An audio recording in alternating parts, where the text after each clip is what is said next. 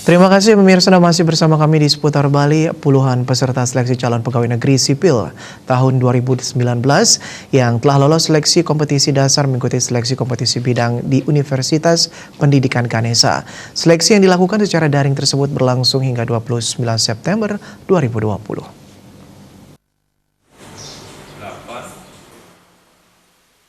Dalam seleksi kali ini, peserta mengikuti tes wawancara dan tes micro teaching dengan masing-masing 2 penguji yang berasal dari Undiksa sesuai dengan bidang keilmuannya. Peserta seleksi yang berjumlah 78 orang akan memperebutkan 32 formasi yang seluruhnya untuk dosen.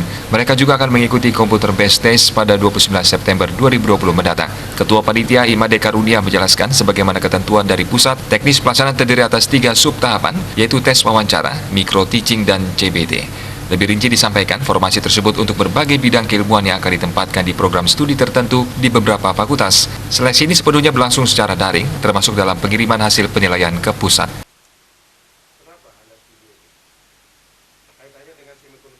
Pesertanya ada 78 orang dari berbagai kualifikasi bidang ini. Nah, sebutkan salah satunya ya. Kalau dari kita mulai dari FE ya. FE itu ada kualifikasi pendidikan untuk pendidikan ekonomi, dan akuntansi, dan manajemen. Nah, kemudian di FKIS itu ada kualifikasi pendidikan sosiologi, kemudian sosiologi murni.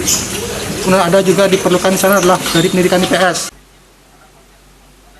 Sementara itu, Rektor Undiksa, Profesor Nyoman Jampel menegaskan, pelaksanaan SKB sepenuhnya mengikuti kebijakan Kementerian Pendidikan dan Kebudayaan. Undiksa hanya sebagai pelaksana dan mempersiapkan sumber daya manusia yang terlibat dalam seleksi. Pelaksanaan tes kali ini dipastikan sangat transparan bagi seluruh peserta.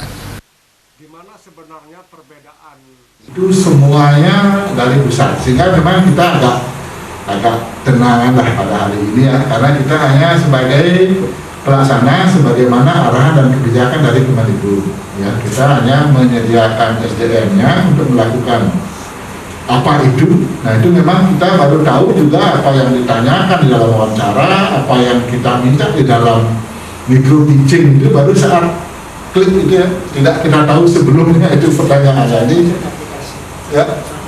ya saat masuk ke aplikasi baru kita tahu. Ini memang luar biasa rahasianya. Sehingga memang saya berkeyakinan bahwa input dosen kita, SDM dosen nanti melalui 2 tes ini akan kita mendapatkan input yang betul-betul sesuai kebutuhan.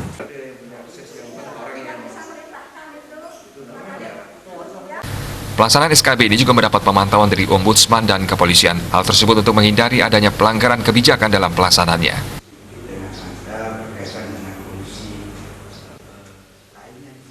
Komang Yuda, Bali TV.